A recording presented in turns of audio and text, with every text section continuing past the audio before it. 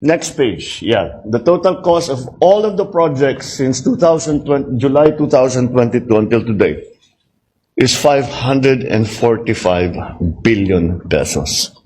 Just make a clarification. The amount of 545 billion mentioned by the President, budget for flood control, are the ones which he believed awarded to the 15 contractors which he identified last August 11. The actual budget for flood control projects between July 2022 up to May 2025, per the report submitted by the Legislative Budget Research and Monitoring Office of the Senate, is 849 billion pesos. Ina po, sinabi namin yung total flood control budget ay 849. Yun pong 849 billion was only for 2022 to 2024. Ang total po from 2022 to 2025 is actually 1,200,000,308,300,000 or 1.2 trillion pesos.